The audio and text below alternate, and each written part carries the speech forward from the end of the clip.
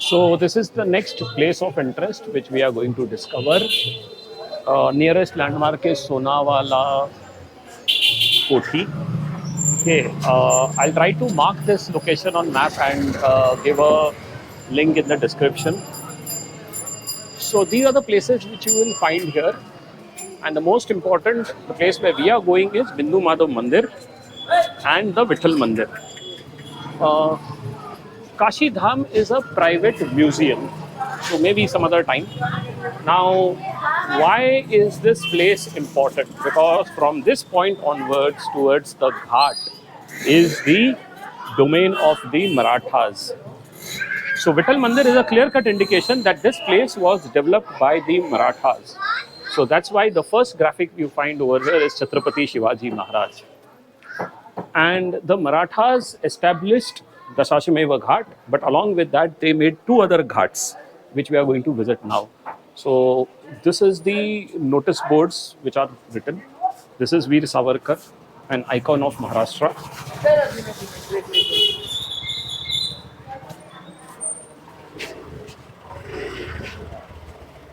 So that's Bindu Madhav Mandir, another landmark, and Kashi Dham, which is a museum.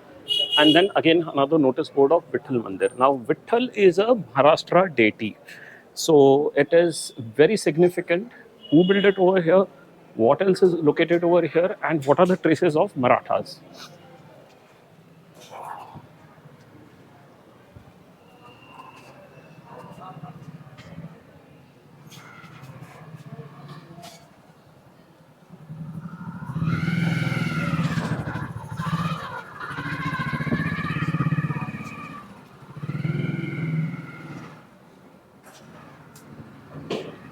An old house. Again, Vitthal Mandir, freshly painted board. So the board for Vitthal Mandir is marked very prominently. But there is another place which is next to Vitthal Mandir that is not marked properly. Okay. The signs are misleading. They write over here Vishwa Mangalya Sabha Karyalay. Okay, someone is disposing garbage on the streets. Vishwa Mangalya Sabha Karyalay. Now that name is a misnomer. It is not the correct name of the place. So as I was mentioning, if you all must be aware that it is Ahilyabai Holkar who built the Kashi Vishwanath temple. Okay, but about 100 years before that, it was Aurangzeb who destroyed the original temple. And that is the time when Jija Mata, the mother of Shivaji, took an oath that she will not only destroy the Mughals, but she will also set things into motion to restore that place. So that set a sequence of events which led to the ultimate demise of the Mughals, that's for sure. But within 100 years, she created a clan of Marathas who were able to rule from different parts of. Idhar. I don't know why she's asking, but so she created a situation wherein the different clans of Marathas from places like Jhansi, Gwalior, Indore, they were the ones who revived Kashi. That's another notice board.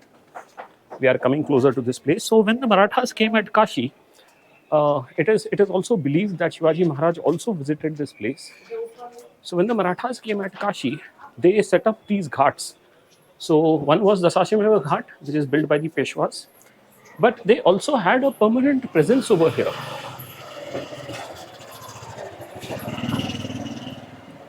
Unfortunately, that presence is now restricted just to a few families and houses. So that's it. This is the final turn. Kavale Mat. Kavale is also a Marathi word. I need to go into the history of it.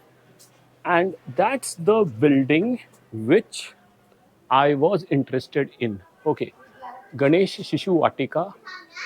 Again, that's a typical Marathi name.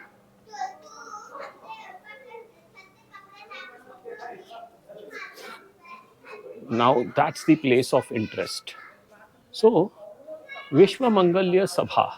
Okay, and why I was saying that it is a misnomer, because this is also known as Nana Fadnavis Wada. So this is Nana Fadnavis, the Peshwa's private residence.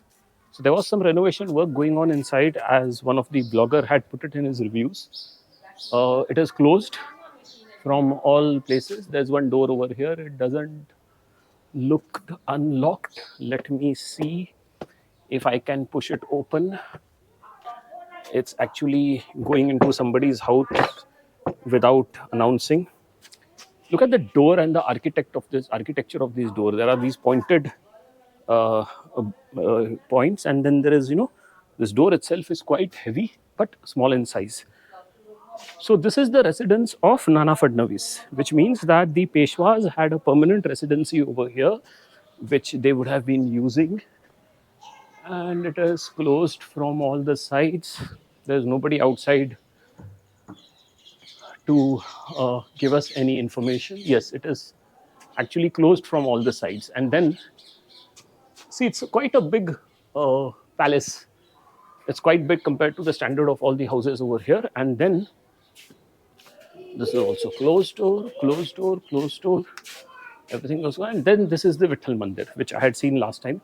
There are a few residence houses over there, and ahead of this, on this road, is the temple. So this is one place where I have to go. There is some notice placed over here of some program. Okay, 7th October. There's a program on 7th October.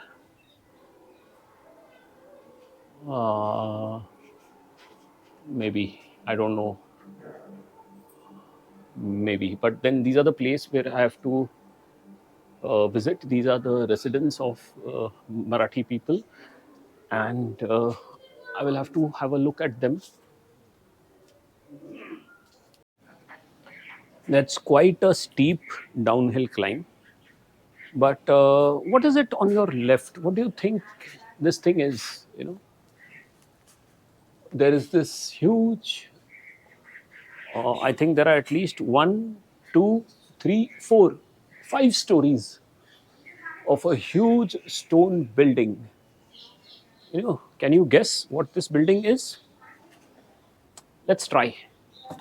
Now, the construction of the building is very old, and on this scale, if this building is going to come up, there has to be a very, very wealthy person who is creating this complex, because to move such huge stone slabs and to fit them in a shape of a wall, it's going to be quite an effort.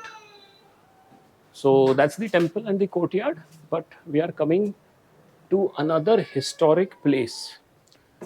So, Madhav, there are 12 forms of Madhav which formed a circle around Prayagraj to protect that place. And in 2025, when the Mahakumbh is there, the government is trying to renovate that place and make it into a kind of pradakshina around the city. Now, this is the structure which I was mentioning. So, part of the structure is here. Okay, you can see the tall building, 4 floors down also, and then this is the second part of the structure. So, what it is? Okay, let's take a walk and go there. So, see, this is the ancient construction, and there are pillars, massive pillars and stone, which has been fused together in a beautiful design. And then you can see this is a different wall. This is a brick wall recently created. So that's the structure. Okay, this is the massive structure.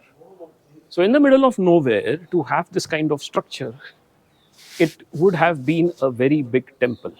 And yes, your suspicion is correct. This was a massive temple in the honor of the Bindu Madhav.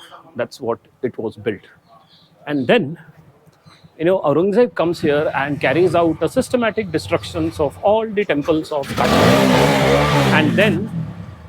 And then he destroys this place, because this was a very big temple. He destroys this place, but he doesn't destroy it fully, because people were known to use the same temple material which has destroyed and convert it into a mosque. So this temple was first destroyed, and then it was partially reconverted into what is now as known as the Alamgiri Masjid. So Alamgiri is the name the emperor gave to himself.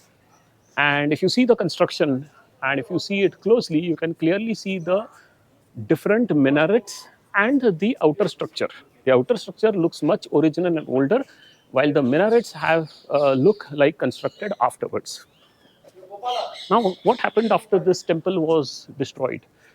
So, another temple was built next to it. So now this is the Bindu Madhav temple. It's a very beautiful temple from inside, and that's the temple entrance over there. I'll just take you till the entrance. So this is the courtyard, and there is a little bit of history and all. And this place is getting ready for some celebration. I wonder what it is. And that's the entrance to the temple over there. We'll go there once. These are the timings. And then below this temple uh, is the famous and beautiful Panchganga Ghat. Along with the ghat, there is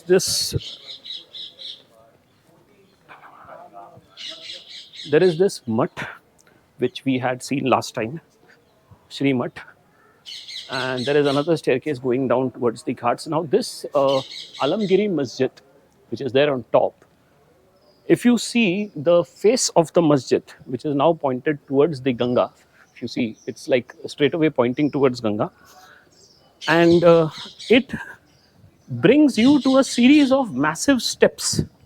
So it's like a huge ghat built exclusively for this masjid. So if you go down the stairs, last time I had ran on the top of these stairs.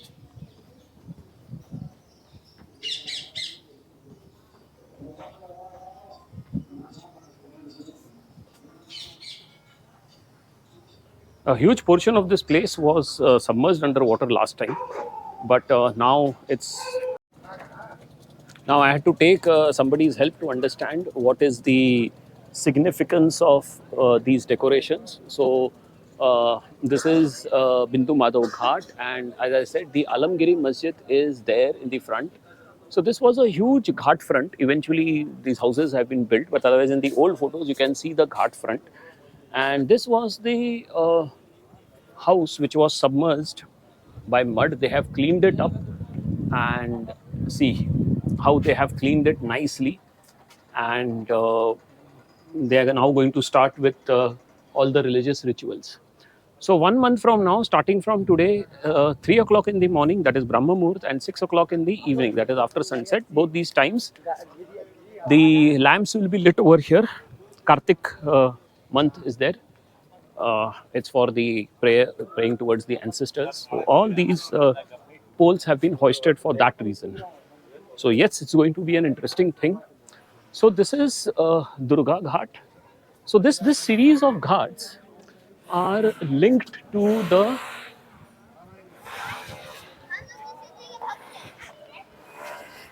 okay. So this ghat was constructed by Narayan Dikshit. I'll find out about. I know about this person, and there's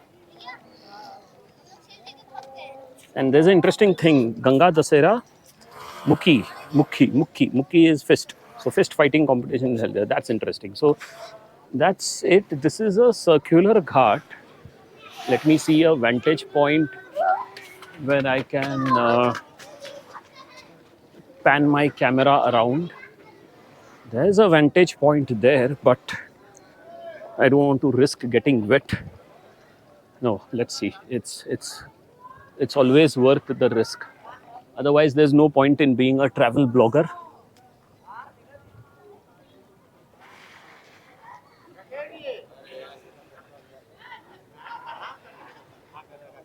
I need to see from where I can reach that point. No. It's not. Okay, so this is the place. That's Brahma Ghat. That is the end of the ghat. So Brahma Ghat and Durga Ghat and Bindu Madhav Ghat.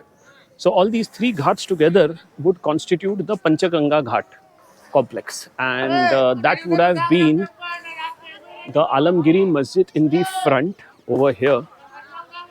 Yeah.